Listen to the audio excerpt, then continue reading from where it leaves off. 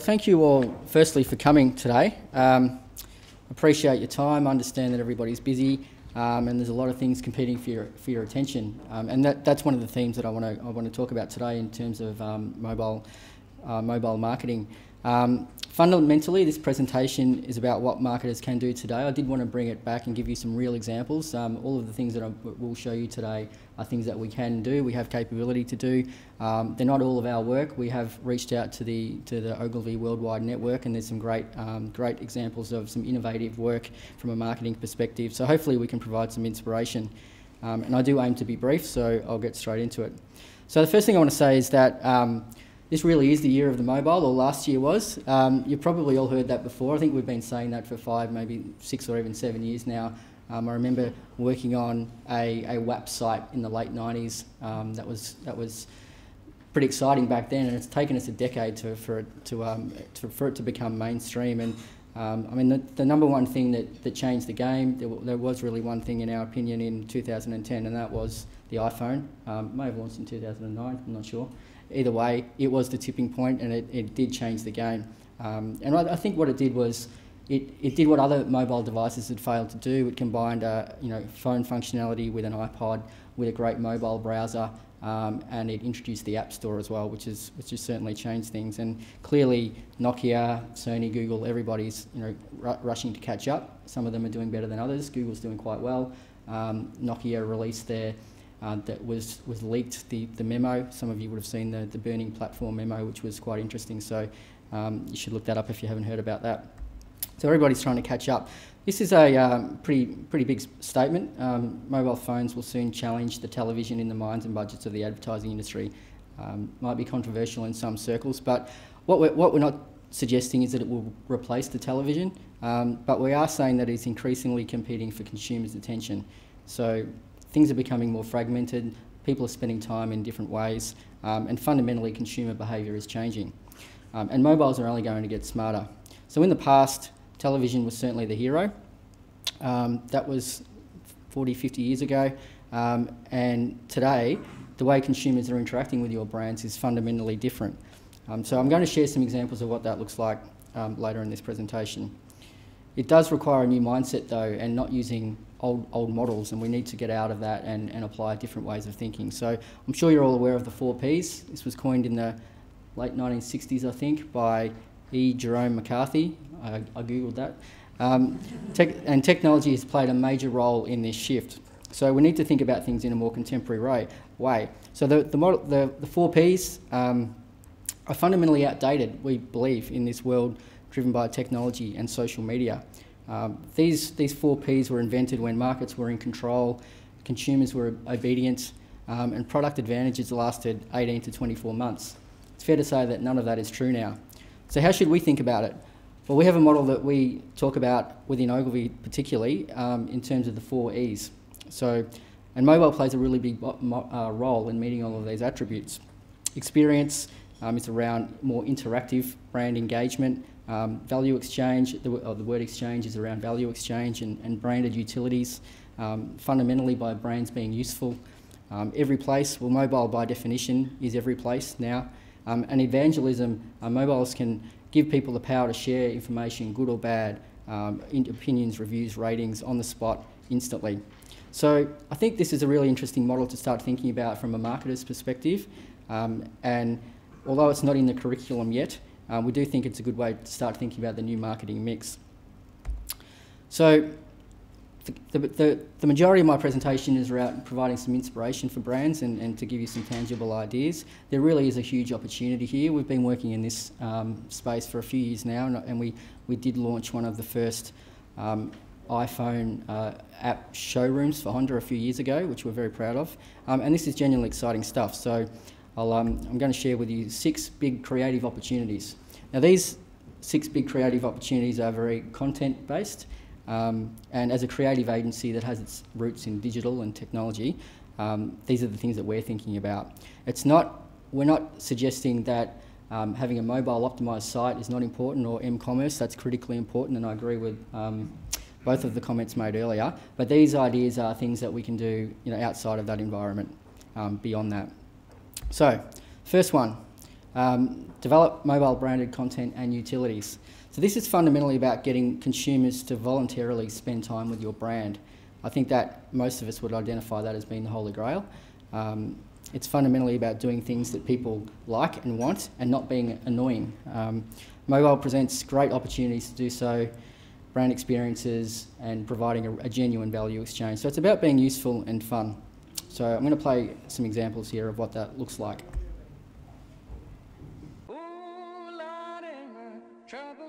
IKEA. Introduction and goal setting. IKEA has launched its new 2010 catalogue. Since the catalogue is one of the company's primary sales tools, publicising its launching was one of our main goals. On the occasion of the launching, a mobile action with two aims was created. The action sought, on the one hand, to make users acquainted with the new furniture in a novel, interactive way, and on the other, to serve as a loudspeaker that would spread the news about IKEA's new catalogue. The solution. To this aim, we developed the 2010 IKEA Interactive Catalogue, a free application that can be downloaded at Apple stores from any iPhone or iPod Touch. The application has two sections: Place Your Furniture and Discover Your Style. In the first section, users are able to choose from more than 40 novelties in the catalogue. They can then use their mobile cameras to actually place the selected piece of furniture anywhere in their homes, test how it looks, and take a snapshot. Users are also able to adjust the furniture size, making it bigger or smaller, and move it around to get the desired effect in the picture. In addition, users access all product information from the application itself. In the second section, users are able to discover the style that better suits their taste through different quizzes that present furniture pairs. Users' choices are used to define their own IKEA style. The results. The launching of IKEA's interactive catalogue was widely communicated in the media, especially on technology and interior design blogs. It also enjoyed high downloading rates at Apple stores, where it is one of the most popular applications. So that's I think it's a perfect example of a branded utility of being useful for consumers, and that's something that we talk a lot about in our business. So it's I think it's another example of brand being very generous as well, and offering a genuine value exchange. Another example which is pretty well known is for Volkswagen. This is the GTI iPhone app as well, and it's another great example of providing a value exchange with their users. So in return for their time, they gave away an app which was usually $9.99, I think, and then they made that free for anyone essentially. And in return, the users were engaging with the Volkswagen GTI. That was the only game you could play or car you could drive in the game. And it obviously had extra functionality to drive people to nearest dealers and those sorts of things. So this particular campaign had no paid media around the launch of the new car. It's an excellent example of owned and earned media. In terms of results, they were on the record as saying that 97% lower cost per sale with a traditional automotive product launch. And while the numbers aren't huge, they sold 175 cars to registered players of the application. Over 50% of those sales were to new Volkswagen customers. So it's not huge, but there were many other sales that weren't linked back to the app as well. And in terms of other success metrics, 50,000 people rated the app in the iTunes store, and it was the #1 app globally. So that's brand utility and content. Second area of discussion today is around response and further engagement. And this is about one-way communication, which has been the status quo over the last few decades. Simply seems too restrictive in today's society when consumers expect to feedback and interact with you. So as marketers, we think it's important that not only should we be mastering the advertising, from an art direction and copy point of view, but equally care about how to build further engagement and convert this into more sales opportunities. So I've got a couple of examples here. This is a great one of showing the convergence between print and mobile. It's for a European FMCG brand. Simple, intuitive example of prompting the consumer to engage with the brand on a deeper level. So in this instance, the phone is recognising the image and completing the picture, much to the reader's delight. or some of them. So another example is for Juicy Fruit. I think this is a great creative piece of work.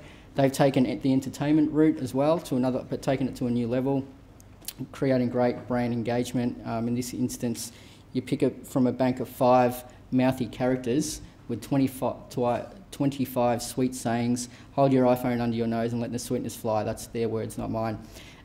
So users can then share this. It's integrated with social networks, and this is the result.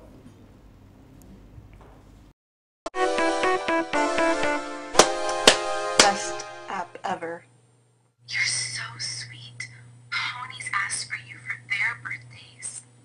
You're so sweet, which is why I'm like totally falling in love with your friend.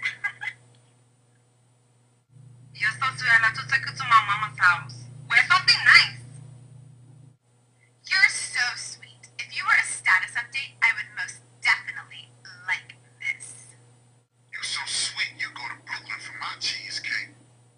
And you will go to Brooklyn for my cheesecake. You know, this is a bit of fun, but what's important is that it reached #1 in the App Store and in the free section. So it had hundreds of thousands of downloads, and it was #5 overall in terms of free and paid. So that is a great way to get your brand out there and reach new audiences and really engage with them.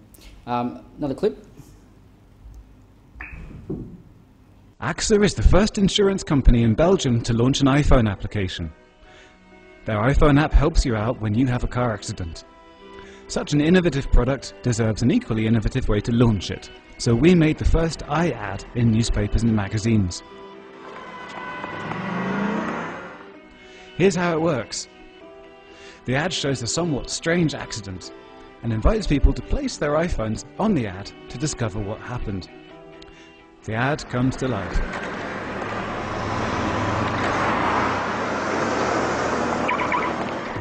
So I think you get the picture there. It's not quite as seamless as that. As Brendan talked about earlier, they've done a great job of making a video case study here. But the point is that it's a new way to engage with brands. It's taking things further. It's using print and mobile devices and aiming to get people to voluntarily engage with these brands. So it has been a success. The third area is around leveraging the always-on mobile to keep the dialogue going. So what we encourage you to do here is think about the role mobile can play in your customer's life. David's already talked about how his phone is never more than 5 centimetres away from himself, and I think for a lot of people that's becoming more and more true. So if you think about how you use your mobile yourself or how your customers are using it, and Brendan's clip at the start again showed how many interaction points there are. There's plenty of opportunities. So here's another clip here.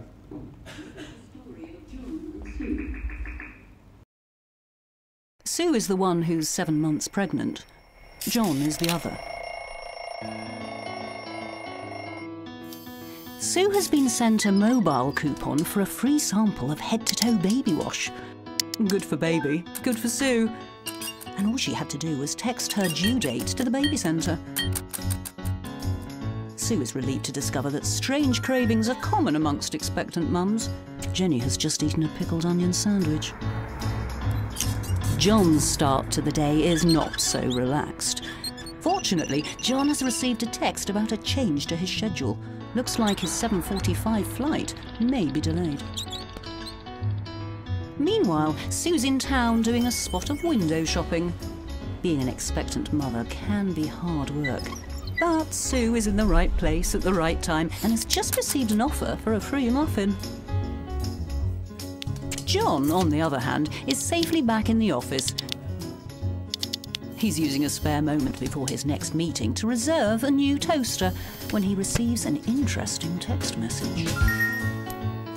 It's from a recruitment company he contacted a few weeks ago. Good thing they didn't telephone the office. It could have led to a rather awkward conversation with the boss. Outside of the office, it's a perfect day for a breath of fresh air, and Sue receives an offer for a new ringtone. Looks like her high school musical obsession won't stay a secret for long. John has different tastes in entertainment, which is why he is pleased to receive an invitation to a Vodafone art show. It seems Sue is happy with her new ringtone. And there's good news for John too. His toaster is ready to collect. The way that we like to think about these opportunities is got quite an academic sort of diagram here, but it does represent, and this is some of our work, a typical customer journey, and it highlights all of the different opportunities when you break it down and think about the interaction points, where the opportunities might lie in a particular purchasing decision, for example. So if you look across the slide, there are many points where a mobile device is pulled out and will play a role in that decision making. Fourth area is around data and personalisation, and I mean both of these things have always been a marketer's secret weapon. We all know CRM has been around for decades. Now we just have a lot more data, and mobile devices are contributing a lot to that. So we think, I mean, the truth is, in a world in which interruptive advertising is increasingly being ignored and users are getting better at filtering out the noise, building one-to-one relationships is an absolute must. And when done properly, it certainly gives brands a competitive advantage. So Starbucks have done a pretty good job of this in the States, and this tells that story.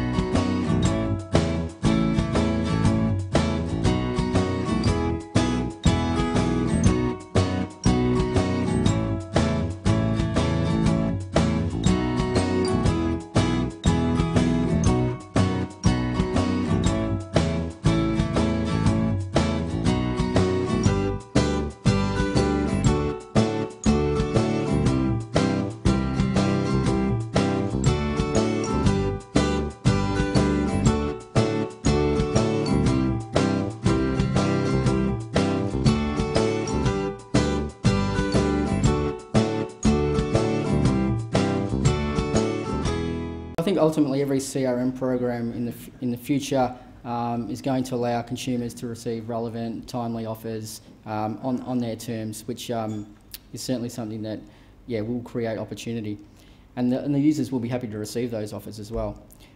First, the fifth area is around location-based marketing, or LBM as we know it now. It's certainly a hot topic, and it's really about being closer to the customer when the opportunity exists to influence the decision, and ideally as close to the purchase point as possible. So there's plenty of opportunity out there. We know customers are on the move. Mobile's influencing customer choices all over the place and the interactions with the brands. And being visible on these mobile devices is absolutely essential now, and location's a big factor in that. We think that, I mean, the term target marketing has changed, and in the past it was about demographics. It's now just about graphics, who the person is and what they're doing. We pretty much know, and we can paint a clear picture of that, and mobile technology is really allowing us to do that. So I've got an example here of some recent work for a client, and this is a pretty exciting idea, one that we're working on, and it's essentially about using Foursquare. I'm sure a lot of you would know what Foursquare is, and the idea is pretty simple. Check in, receive, and it's not unique, but check in and receive special offers when you're in store close to that purchase point. But the idea that where we've taken it is that, and the way Foursquare works, just for those that don't know, you check in the most in a particular location, you become the mayor. So within all of the first choice liquor stores, we will have a mayor of mayors, and that person is going to have the opportunity to have their own brew put in store. So their face will be on the label. It will be called Brian's Brew. And we think that's got some real legs to create some great awareness for our client. It's a pretty cool idea. Getting towards the end, number 6 is around using conversation, and this is where brands being there when customers need them effectively. So when they're on the move and using their mobile devices, there are opportunities to talk to them and have a positive influence on what they're doing. So this sort of strategy presents fantastic opportunities to surprise and delight. There's not that many brands out there who are doing this very well, and that's going to create advocates who will ultimately harness the power of their social networks, and that will create even more earned media for you. So one example here, this is somebody, a friend of ours that we've been talking to recently. He was forced into a purchasing decision that he didn't want to make effectively at an airport. he decided to use his own social network and crowdsource this particular question, so he put it out there. He's got tens of thousands of followers. And what happened next did surprise him. So while he got a few responses from his Twitter followers, KLM came along, and you can see for yourself. So, you know, it's fair to say it's pretty obvious what he would have done next. He would have gone and booked that flight with KLM, which is what he did. And interestingly, Dutch Airlines or American Airlines didn't engage in this space, and that created a negative impression as well. So, and then in the real world, he's gone and told lots of people, which is where we found out about it as well. So that's a great opportunity to influence positively and be a part of the conversation that's happening on the move. And just lastly, we do think it would be remiss to not talk about advertising from DTDigital's perspective, and I know Peter's just spent a lot of time talking about that, so I won't go into too much detail, but in the past, it does have a bit of a bad rap. I think, you know, putting online banners that live on websites into mobile devices hasn't worked, and it's been frustrating, and, you know, locally, particularly SMS and MMS marketing isn't really working, or hasn't worked that well. Still, it is working in instances, and shouldn't be totally disregarded, but there's some better options now emerging in this space, and not surprisingly, Apple are involved in that. And this is a really gritty screen grab from Steve Jobs' keynote, and the point here to make is that where they're going with their iAd platform is to take that space in the top right quadrant. I think everybody wants to be in the top right quadrant of any graph. But the point here is that there are many advertising examples out there now in mobile devices that have some form of interaction, but it's pretty limited. And then down the far right, you've got marketing, which is more TVC, print-based, which can be quite emotional, but there's a gap in terms of having really interactive and emotional marketing. Hasn't really worked yet. So they're trying to offer to advertisers both. Up until now, advertising on the iPhone itself as well has been disappointing, and particularly when you're in apps, and, you know, there are, I'm not sure the number, but 1 billion apps have been downloaded from the App Store, and that's pretty interrupting still experience even for them. So what they're trying to do is move the ads inside the apps, so you don't need to click out of the app, and you're not being bounced around, and again, taking the advertising to an emotional and a rich interactive level to create more engagement. So this is pretty much the last slide. It's and it's a clip of Steve Jobs. I should say that Apple's not, you know, we're not affiliated with Apple in any way, but I'll just play this clip, which explains it better than I can. Let's go look at another one. I've got one here that's Nike. We love Nike, and we made this ad up for their Air Jordan shoe. Again, none of these folks are endorsing us in any way. We just love their brands and love their products. So this goes right into a video.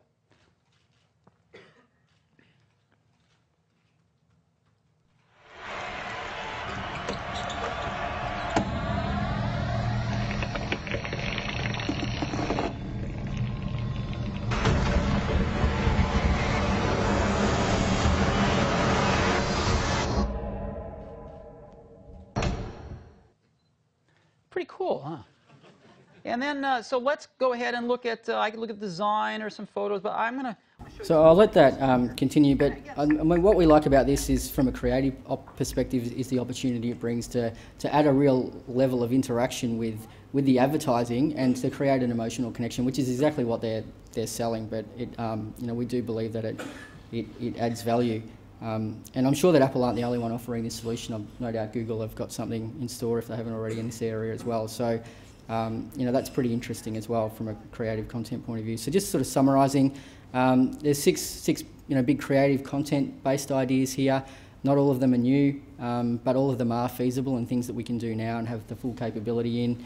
And we're not suggesting that you need to play in all of these spaces either, but we do encourage you to think about which ones are a good fit with your particular brand, and think about your consumers. So, in summary, you know, this is the new attention economy. There's a lot of things competing for attention, and when you go back to the original slide that we had with them sitting around the TV in the 1950s, now it looks more like this.